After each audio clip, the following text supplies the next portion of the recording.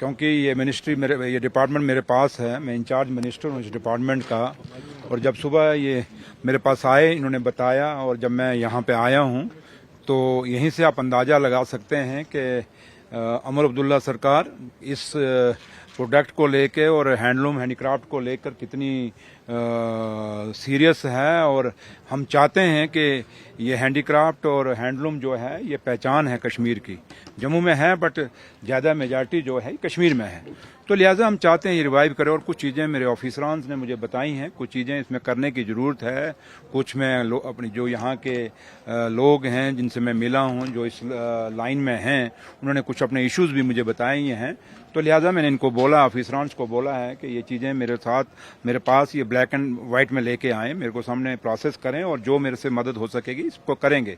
तो लिहाजा मैंने इनको चीज़ और भी कह दी कि आप इसका एक पूरा डिटेल प्रोजेक्ट बनाएं और एक इसका ऐसा बनाएं कि हम इसको कोई ऑनरेबल सीएम साहब के सामने इसको प्रोजेक्ट कर सकें। और क्योंकि मैंने खुद भी महसूस किया है कि हम पहले जब यहाँ आते थे जम्मू कश्मीर में, तो सर्किट हाउस में काफ़ी सारी गवर्नमेंट्स की बिल्डिंग में, ऑनरेबल मिनिस्टर्स के घरों में ये जो कपड़े कुछ हैं जो हमारा हेरिटेज है, इनके पर्दे लगे हुए करते थे, बैग हुआ करते थे, कुछ हमारे टेबल शेबल ऐसे बने हुए करते थे, वो चीज़ें आज मिसिंग हैं।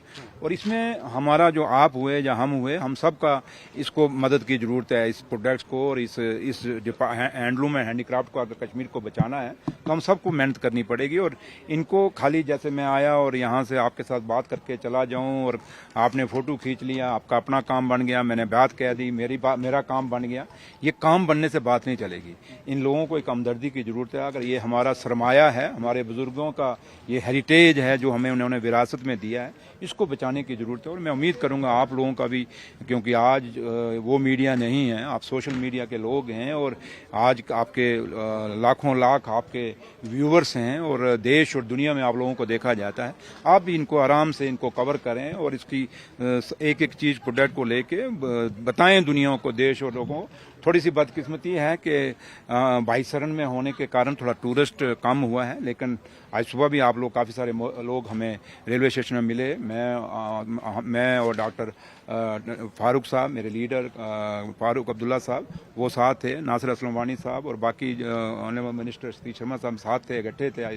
माता के दरबार में भी गए थे और ट्रेन में भी आए और हमने ट्रेन में भी देखा कि टूरिस्ट आ रहा है और आना शुरू हो गया है। और उम्मीद करेंगे क्योंकि ये चीज़ें टूरिस्ट भी उसको पसंद करेगा और जब ये चीज़ें लोग लेके जाएंगे देश में और कई लोग बाहर से भी जो आएंगे, फॉरनर आएंगे, जब लेके जाएंगे इसकी मांग बढ़ेगी। तो लिहाजा मेरा आने का मकसद यही है कि हम चाहते हैं कि जम्मू कश्मीर का और ख़ासकर कश्मीर का हैंडलूम हैंडीक्राफ्ट जो है ये देश और दुनिया में जैसे पहले जाना जाता था उससे दुगनी रफ्तार से ये चले। और इन लोगों को जो ये अभी मैंने किसी को पूछा, मैंने कहा कितने टाइम लगता है आपको एक कन्नी शाल बनाने में, उसने कहा 1.5 साल लगता है। अगर 1.5 साल उसको लगता है और 1.5 साल के अगर देखें तो उसका प्राइस कितना है, उसको मिलता क्या है, ये चीज़ें सोचने की और गौर करने की ज़रूरत है और कुछ चीज़ें हमें फैसले लेने की ज़रूरत है।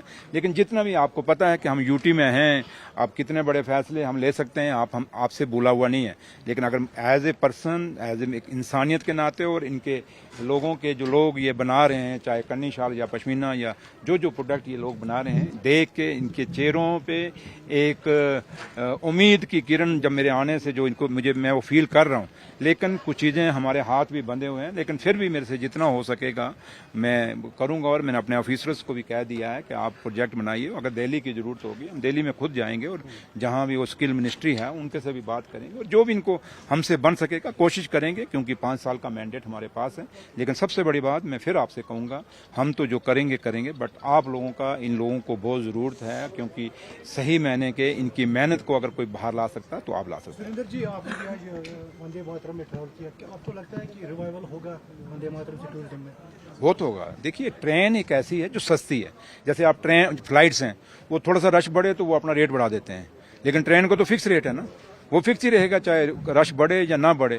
तो इसलिए ट्रेन आने से, और हम उम्मीद करते हैं जल्दी से जल्दी ये जम्मू से स्टार्ट हो, ताकि जम्मू से भी और फिर बाकी लोग भी इससे जुड़ें। और खाली अभी तो क्योंकि कटरा से है और जितना ज़्यादा ये दूरी तय करेगी वंदे भारत जो कश्मीर में आ रही है, और हम उम्मीद करेंगे ये उड़ी और लेह और करगिल के साथ जुड़े, ताकि सही मैंने फिर कश्मीर को और पूरे जम्मू कश्मीर को इस ट्रेन का फ़ायदा होगा। इसलिए जहाँ तक टूरिज़्म का ताल्लुक है, ये हमारी बुनियाद है जम्मू कश्मीर की इकॉनमी का। तो ये इसका रिवाइव होना बहुत ज़रूरी है, लेकिन हम सबको कोशिश करनी चाहिए। और जो लोग हमारे जो इन हालात ख़राब करने में हमेशा करते हैं, थोड़ा उनको भी समझना चाहिए कि भैया आप जो करते हो कभी सोचो उस अल्लाह के दरबार में, उस रब, उस भगवान के दरबार में थोड़ा सोच के आप देखो कि ये जब ये चीज़ आप करते हो, ये नुकसान जम्मू कश्मीर का करते हो, जैसे आपने 22 सरन में किया, उससे कितने लोगों का रोजी रोटी उजड़ती है।